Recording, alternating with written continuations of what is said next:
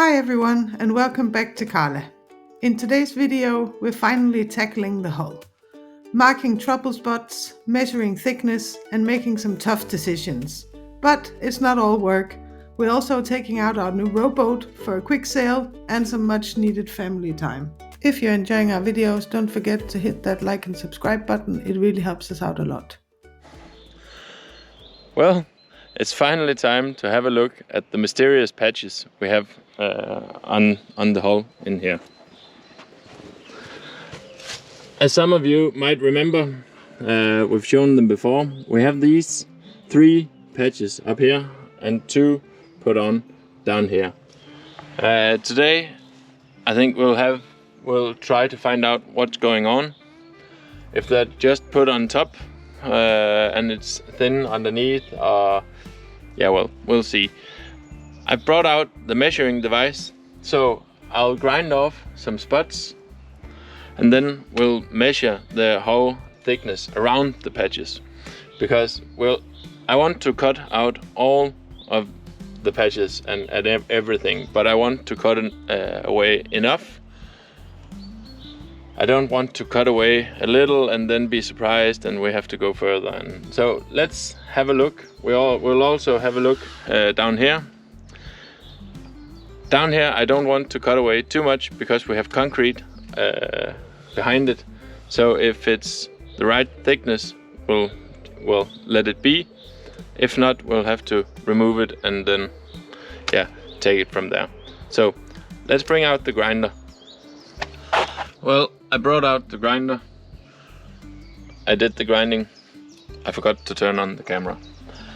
But as you can see, I grinded away a lot of small spots all the way around, so we'll be able to measure the thickness.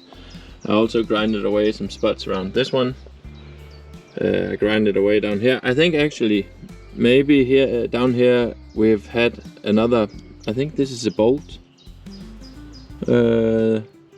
And something has been welded shut or something. Maybe we've had an anode hanging down here. I don't know, but yeah, we'll have a measure around. It may be just okay actually. This one as well. Down here we have some. Yeah, well, it's a problem for another time. But I was a bit curious to see the thickness on the bottom keel. So yeah, well, let's have a go. Here we have the thickness gauge. I've got it set to steel. You can choose a lot of different materials, but set to steel. Then we'll just have to put some glycerin or grease like substance on here, put it onto the metal, and it'll show us the thickness of the metal.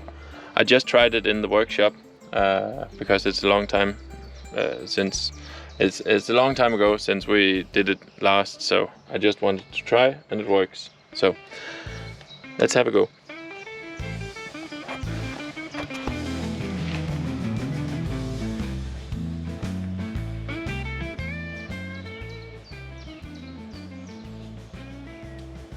This is one of the really big projects, one that has had us worried since day one. Tackling the hull feels like reaching a major milestone. It's structural, it's critical for safety, and it's been looming in the background this whole time. But the fact that we're finally here, getting it done, means a lot. With every project we finish, we're one step closer to the dream. With every measurement, every cut, every decision we make, we move closer to that finish line. Closer to casting off, raising the sails, and feeling that first breeze aboard Carla. That's the kind of motivation that makes even the hardest days worth it. Well, happy days. As you can see, the project kind of evolved. I had to clear a lot more, but all in all, we have a good hull. The thickness varies, of course, because, well, it's 40 years old, but the main problem is up here.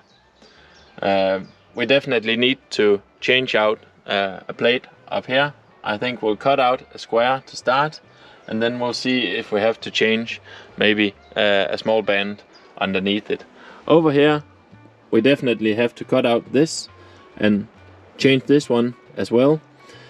Down here we have concrete up until around here, and I think it's just on the edge of the concrete in there. This is the lowest part of the bilge. I think that's why, maybe, I don't know, it seems like a hole has been drilled at some point while it was on land and then plugged again, but yeah, well, I don't know, because all the way around it's perfect, and then a patch. We'll have to see. We'll cut it out. The bottom of the keel looks absolutely perfect. We have 7 millimeters of steel, and that's quite a lot. The hull is only 5, so going up to 7 in the keel, it's probably made of some much thicker steel than the rest, and well, thanks for that. So let's go on the inside and have a look. Well, here we have the support for the mizzen mast. I don't know if you remember, but when we changed out the plate in the aft deck, we had a lot of corrosion right around the mast foot. And I suspect that water has been pouring in from up here all the way down the mast support. Down here, you can see we have a lot of corrosion. Actually, these supports were totally rusted away. And also down here you can see the mast support is actually gone. Right around here is where the patches are on the outside. So we'll cut out this piece of the hull and then have a look at how much we have to change down the side as well. So let's cut another hole in Carla. But before we dive into the rest of today's work, we've got a little treat for you. Off to the river we go!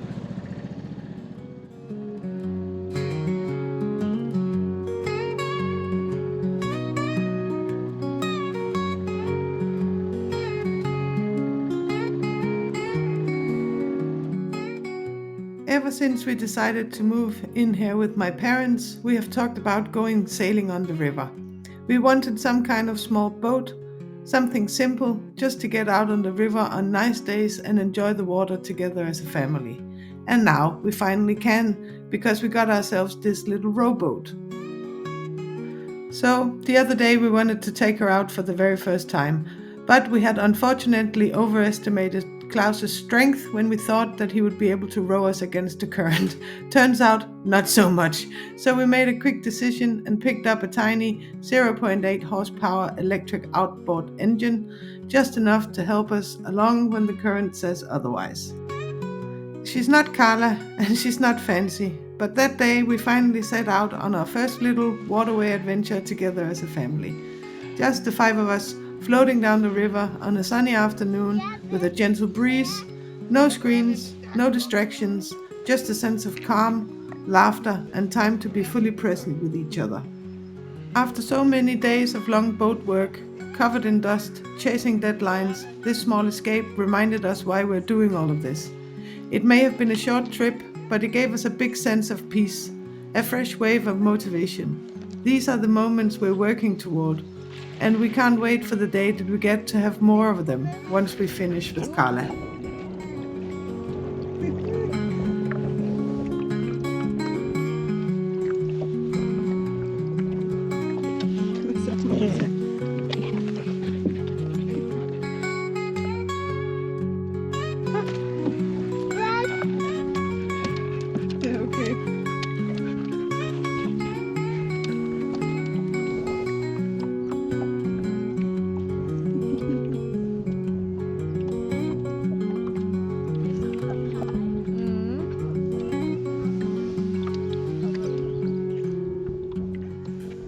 There is so much beauty along this river. Calm waters, fish swimming just beneath the surface, and so many little things to see along the way. The kids absolutely loved it, which honestly makes everything so much easier. You always wonder if they'll get bored or restless, but luckily R2 are great at finding the fun in any adventure. They're curious, open, and always ready to try something new, and that gives us so much hope and excitement for the bigger journey ahead. If they love this little trip, just imagine how amazing the real adventure will be when Carla is finally ready to go.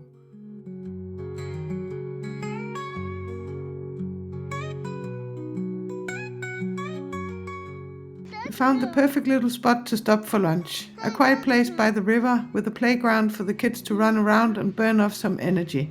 While we were there, we stumbled across something really special, a dragonfly right in the middle of molting. So we got to watch it transform into full adult form. It was one of those wild little moments that you don't plan for, but you never forget. A reminder of how much magic you can find when you just slow down and look around.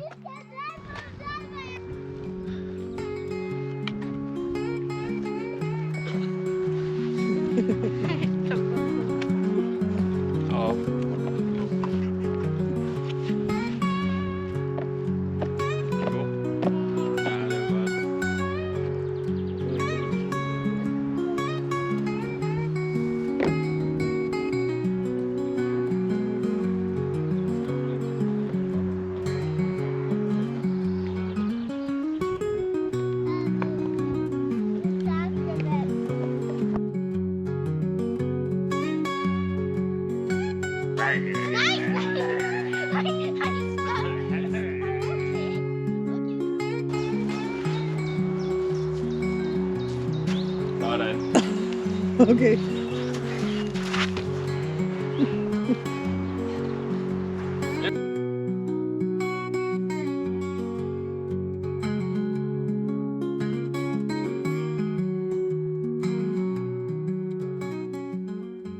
On the way back home, we had a bit of an adventure.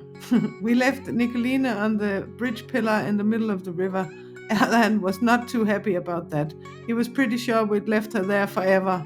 But of course, we went back to get her. It turned out to be a lot of fun and maybe just a little bit scary for them. But moments like that are the kind of small stories we all remember, and they're part of what makes days like this so special. Come, Nova. Welcome back. Welcome back aboard. Was it fun? Yeah.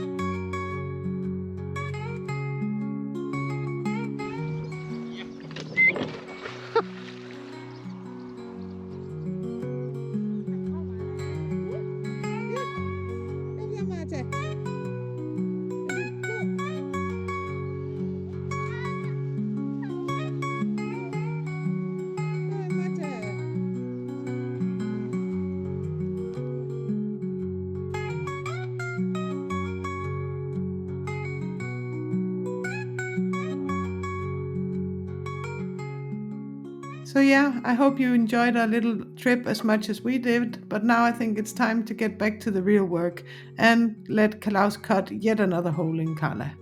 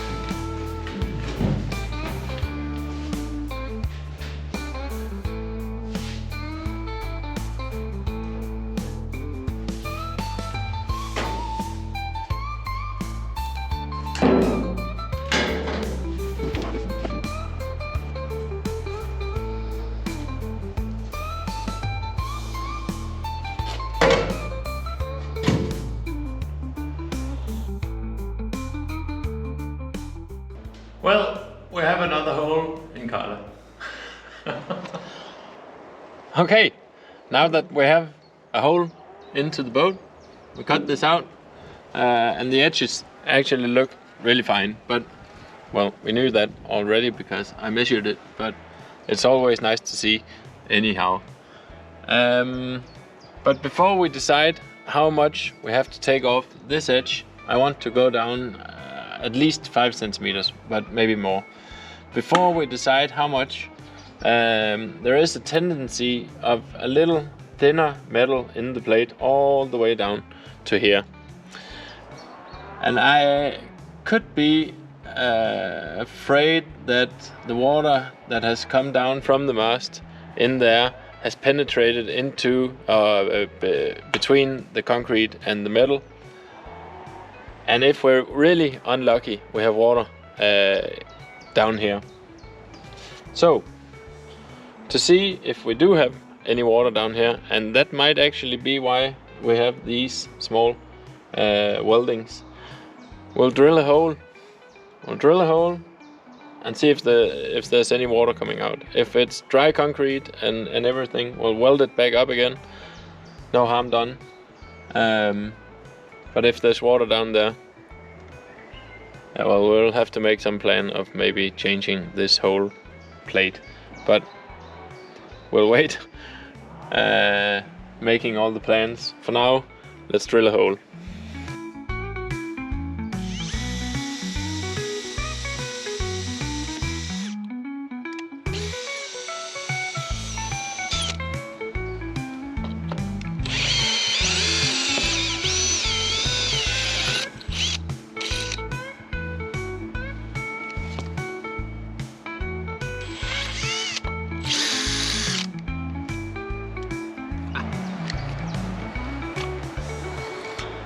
No water.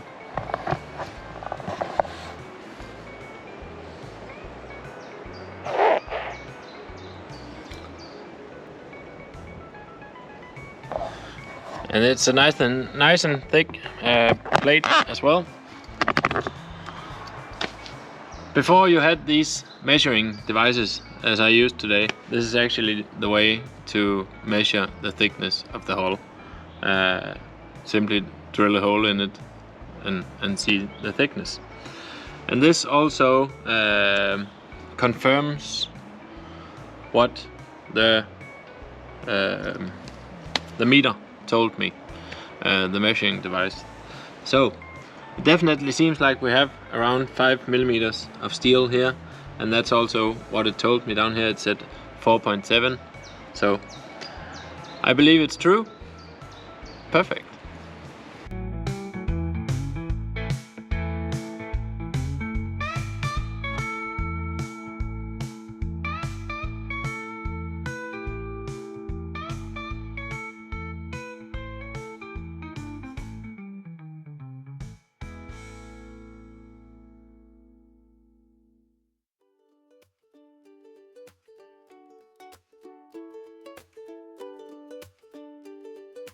Well, now we have another hole in Carla, and this time in the hull. Now it's time to start closing up the hole again. But I was thinking, we don't know what the state of the stern pipe is. We'll have to take off the rudder to take out the propeller shaft to have a look inside the stern tube. And if we have to change the stern tube, we'll have to remove the concrete that's in behind this, and to do that we'll have to open up even more. And if we have to do that, well, it's not that smart to close up this hole. So I think the next logical step from here is to remove the rudder, remove the propeller shaft, and have a look at the stern tube. There's also a lot of things that we have to take apart in here, around the stern tube and the propeller shaft. That's not easy to get to if we put in the plates again. And also I want to remove some of the concrete that's just around the stern tube in here, and that's not easy to do if we put in the plates as well. So let's remove the rudder and remove the propeller shaft and have a look. But that will all be in the next video. So that's all for now. Thanks for watching, and don't forget to like and subscribe. And we'll see you next time.